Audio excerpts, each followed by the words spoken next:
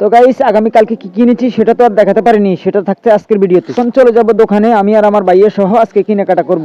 আজকে থাকছে come to my another blog 28। আসলে এক একজনের এক এক রকম ডায়লগ থাকে, এটা হলো আমার ডায়লগ। এখন কথা না বাড়িয়ে সামনের দিকে উগাতে থাকি। এখন আমি চলে যাচ্ছি দোকানে। যাই হোক, অবশেষে ঢুকে গেলাম দোকানের ভিতরে। দোকানদার ভাইকে বললাম, ভাই আপনার এখানে ভালো মানের কাপড় আছে কিনা। আসলে দোকানের ভিতর ঢুকার পরে আমার মনে হলো এখানে সব ভালো মানের কাপড় পাওয়া যাবে। দোকানদার ভাই আমার কথা শুনে মুচকি হেসে দিয়ে বলল, ভাই আমার এখান থেকে চায়না, বাংলা, ইংলিশ সবকিছু আপনি নিতে পারবেন। দোকানদারের কথা শুনে আমারও হাসি পাচ্ছে।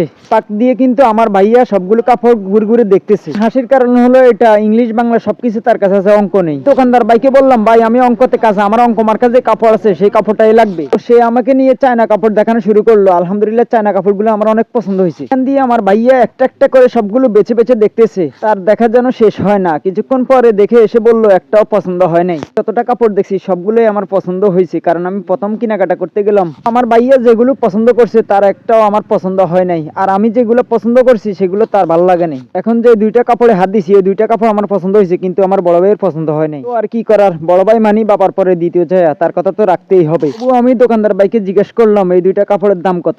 গাইস সে আমার কাছে এমন একটা দাম চাইলো, আমি মনে মনে ভাবলাম আমার কাপড় কেনার দরকার নাই। দোকানদার কিন্তু বুঝতে পারছে এই কাপড়গুলো আমার পছন্দ হয়েছে, এগুলো আমি কিনবই যেভাবে হোক। আল্লাহ এবারে এত বড় এক কোপ দিব রয়েছে, যেটা আর ভাইয়ের পছন্দ হয় না, আল্লাহ বাঁচাইছে এবার মতন। আর আমি মনে মনে ভাবতে আছি ঈদের বাজার দিয়ে মনে হয় এত বড় কোপ দিব রয়েছে। এই লাল এটা পছন্দ হয়েছে, দেখছি এটা লাল নাকি আমি কইতে পারিনি। পরে শেষে আমার পছন্দের গুলো বাদ দিয়ে বড় ভাইয়ের পছন্দের গুলো কেনাকাটা শুরু করে দিচ্ছি। দোকানদারের অ্যাসিস্ট্যান্ট একটা একটা করে মান্ডলের ভিতরে বার করে থুবাইতে আছে। আসলে তখন কাপড় করে দিয়ে আমি মুখে দিয়ে হেনা তুলিয়ে লেতেছি, এটি হলে আসলে পদ্মার কাপড়। শেষে দুই জোড়া ছানা কাপড় কিনছি 1800 টাকা দিই।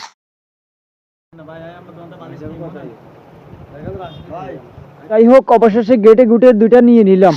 তবুও মন মাঝে একটু খারাপ আছে, নিজের পছন্দের কারণে লইতে আইলাম না। লই বাবা কেন যেভাবে হাতে কোবাই দিছে, বাবুরে এই দামে লইলে তাই ফকির হয়েছিলাম। লইছি লাড়ি এক ধরা দিছে, লাড়ি নই গেলে SS5 এই দিনই লাড়ি এক আর ধরা দিছে 250 টাকা। তখন আর কি করিম, লাড়ি লুটিলন শেষ, কাপড় টাপড় কিনা শেষ, হুরা দোয়ান ঘুরি ঘুরি একটু ভিডিও করতে আসছি। কিন্তু ভিডিও করতে করতে আর মাথা ঘুরানি শুরু হয়ে গেছে। দোয়ান কি ছোট খাটো নি, কত বড় এক দোয়ান। কি কিনে কাটা এডিনি করছি, আর কত কিছু কিনে কাটা করছি, এটি কাল্লা দেয়।